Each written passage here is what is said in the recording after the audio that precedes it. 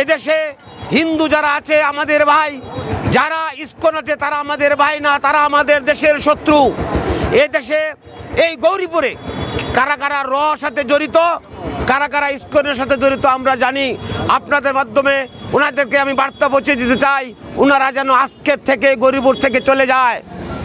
ইসকনের সদস্য এবং রস সদস্য কারা কারা সেটা কিন্তু আমরা জানি। আজকে সারা দেশের মানুষের মনে বিবেকে দাগ কেটেছে। আওয়ামী লীগ যখন ক্ষমতায় ছিল, যারা তখন নেতা ছিল তারা এখন সংখ্যালঘুতে পরিণত হয়েছে। তারা তখন নেতামি করত, এখন তাদের পরিচয় গুটিয়ে একেবারে নিয়ে গেছে যে আমি সংখ্যালঘু। যে ইসকন নামের যে সংগঠনটি, সেই সংগঠনকে আমরা বিগত দিনে যেভাবে জানতাম, যেভাবে তাদেরকে চিনতাম, আর আজকে আওয়ামী লীগের পতনের পরে আওয়ামী লীগের দায়িত্ব যে এই ইসকনে নিয়েছে সেটা কিন্তু আমরা জানতাম না। বর্তমানে আওয়ামী লীগ ইসকন হয়ে গেছে, ছাত্রলীগ ইসকন হয়ে গেছে, স্বেচ্ছাসেবক লীগ ইসকন হয়েছে।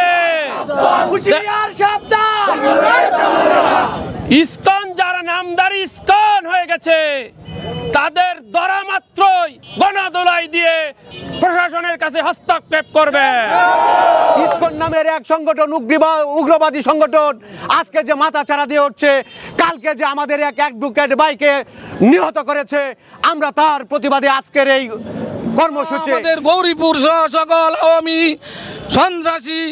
সন্ত্রাসী লীগ, যুবলীগ, মুরগি লীগ, ছাত্রলীগ, সকল অপকর্ম লীগ সহ সকলের একটি কথা বলতে চাই।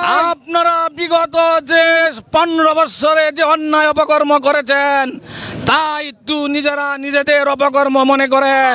ইসকন, আওয়ামী লীগ, যুবলীগ, ইসকনের নাম নিয়ে যে নাশকতা তারা গতকাল চট্টগ্রামে করেছে, এই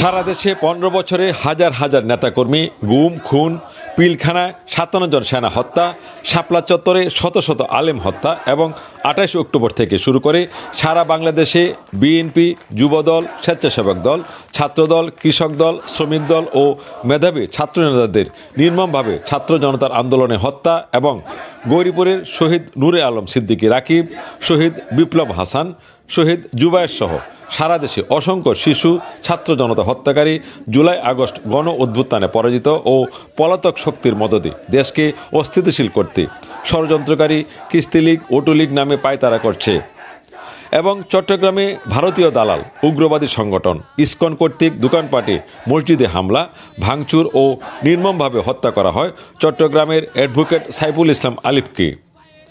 হত্যাকারী সহ এবং যে সকল অপশক্তি দেশকে নিয়ে ষড়যন্ত্র করছে তাদের দৃষ্টান্তমূলক শাস্তি এবং বাংলাদেশে ইসকনকে সন্ত্রাসী সংগঠন আখ্যায়িত করে নিষিদ্ধের দাবি জানিয়ে খুনি হাসিনা ও তার দূষরদের আইনের আওতায় এনে বিচারের দাবিতে ময়মনসিংহের গৌরীপুর উপজেলা বিএনপি, পৌর বিএনপি এবং সকল অঙ্গ সহযোগী সংগঠনের উদ্যোগে বিক্ষোভ মিছিল ও সমাবেশ অনুষ্ঠিত হয়েছে।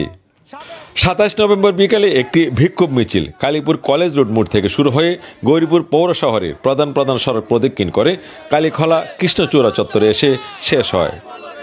মিছিলে বিক্ষোভকারীরা ইসকনের ঠিকানা এই বাংলায় হবে না, উগ্রবাদের ঠিকানা এই বাংলায় হবে না, ভারতের দালালেরা হুঁশিয়ার সাবধান, এমন নানা স্লোগান দিতে থাকে।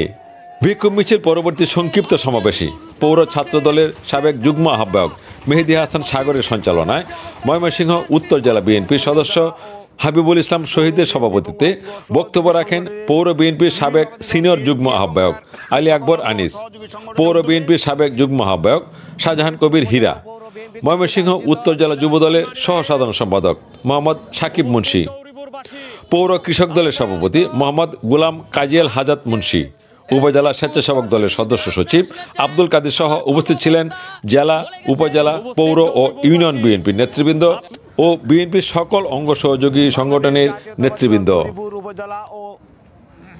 ফারুক আহমেদ, জি নিউজ, গৌরীপুর, ময়মনসিংহ।